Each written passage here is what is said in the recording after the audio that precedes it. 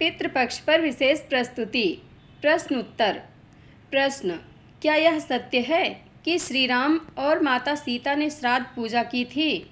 उत्तर, हाँ, गरुड़ पुराण प्रेत खंड 10:31-51 में यह कहा गया है। हे गरुड़ जी, मैं आपको बताऊंगा कि कैसे एक बार सीता ने एक ब्राह्मण के शरीर में पूर्वजों उनके ससुर दादा को देखा और परदादा ससुर को। पिता के कहने पर राम वन चले गए। जब वे पवित्र केंद्र पुष्कर पहुँचे तो उन्होंने अपनी पत्नी सीता के साथ पेड़ों से एकत्रित पके फल सीता के साथ श्राद्ध किया। जब सूर्य आकाश के बीच में पहुंचा तो राम द्वारा आमंत्रित ऋषियों ने स्वयं को प्रस्तुत किया। जब सीता ने ऋषियों को देखा तो वह अत्यंत प्रसन्न हुई। राम के निर्देश पर उन्होंने उन्हें भोजन कराया। फिर अचानक वह ब्राह्मणों के बीच से दूर हो गई। स्वयं को झाड़ियों के पीछे ढककर वह छिप गई। तब यह जानकर कि सीता अकेली चली गई हैं, राम चिंतित थे और विचार में खो गए थे। उन्होंने सोचा कि वह ब्राह्मणों को भोजन दिए बिना इतनी जल्दी क्यों चली गई। उन्होंने मन ही मन सोचा, शायद उन्हें लज्जा आ रही थी, मैं उन्हें ढूंढ लूँगा।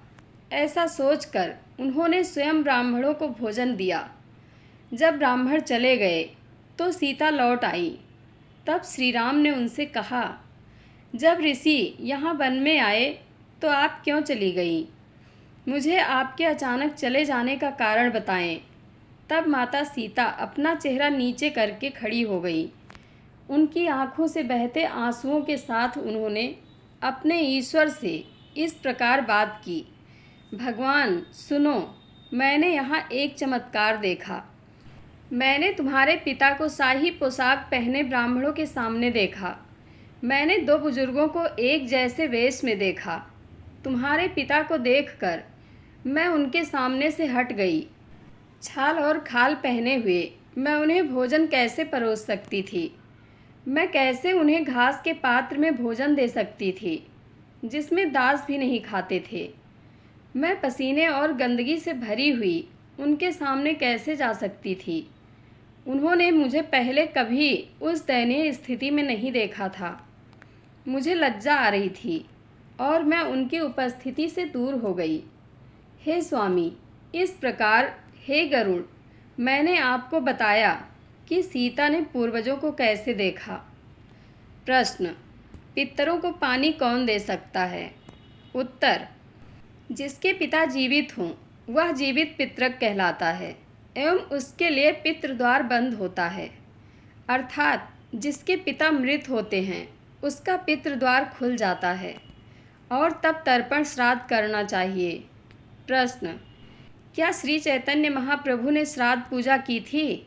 उत्तर, हाँ, श्री चैतन्य महाप्रभु जो श्री राधा और कृष्ण के अवतार हैं, उन्होंने श्राद्ध पूजा की थी और इसकी पुष्टि चैतन्य चरितामृत आदि लीला अध्याय 17 श्लोक 8 में की गई है। इसके बाद भगवान गया गए। वहाँ उनका साक्षात्कार शील ईश्वरपुरी से हुआ। शील प्रभुपाद द्वारा अभिप्राय श्री चैतन्य महाप्रभु अपने पूर्वजों को सम्मानजनक आहुति देने के लिए गया गए थे। इस प्रक्रिया को पिंडदान कहते हैं। वैदिक समाज में किसी से संबंधी, विशेष रूप से किसी के पिता या माता की मृत्यु के बाद व्यक्ति को गया जाना चाहिए और वहाँ श्री विष्णु के चरण कमलों को प्रसाद अर्पण करना चाहिए। इसलिए सैकड़ों और हजारों पुरुष प्रतिदिन इस तरह के प्रसाद या श्राद्ध के लिए गया में इकट्ठा होते हैं। इस सिद्धांत का पालन करते हुए भगवान चैतन्य महाप्रभु भी अपने मृत पिता को पिंड देने के लिए वहाँ गए। सौभाग्य से वह वहाँ ईश्वरपुरी से मिले। प्रश्न, क्या हमें भगवान सूर्य को अपना दैनिक जल चढ़ाने की अनुमति है? उत्तर, हाँ। प्रश्न, क्या इस समय में कोई अपना जन्मदिन मना सकता है? उत्तर, हाँ, यह ठीक है। निश्चित रूप से रूढ़िवादी वृद्ध लोगों के साथ यह ठीक नहीं होगा, परंतु एक छोटे बच्चे को समझाने की कोशिश करें कि बेटे क्षमा करें, मैं आपका जन्मदिन नहीं मना सकता, क्योंकि यह पितृपक्ष है। यह बालक बड़ा होकर पितृपक्ष से घृणा करेगा। हमें समय के साथ आगे बढ़ना है। प्रश्न, हम कितने निश्चित हैं कि हम जो भोजन करते हैं वह हमारे पूर्वजों को जाता है? उत्तर, गरुड़ पुराण प्रेतखंड 19, 26, 27 में श्री गरुड़ जी पूछते हैं, हे श्री विष्णु, घर में संबंधियों द्वारा मृतक के पक्ष में चीज़ें उपहार में दी जाती हैं, वे मृतक तक कैसे पहुंचती हैं और उन्हें कौन प्राप्त करता है? श्री विष्णु ने उत्तर दिया, हे गरुड़, वरुण देव, समुद्रों के प्रभारी देव उन उपहारों को प्राप्त करते हैं और उन्हें मुझे सौंप देते हैं। मैं उन्हें सूर्यदेव को देता हूँ और सूर्यदेव से मृत व्यक्ति उन्हें प्राप्त करता है। इसलिए उपरोक्त श्लोक से यह बिल्कुल स्पष्ट है कि आप जो कुछ भी अपनी ओर से देते हैं या जो भोजन आप अपने पूर्वजों को देते हैं, वह भोजन उपहार उस आत्मा को जाता है, चाहे वह किसी भी रूप में हो। प्रश्न, बिना पंडित के श्राद्ध कैसे करें? उत्तर, बिना पंडित के श्राद्ध करने की बात सोचना भी गलत है।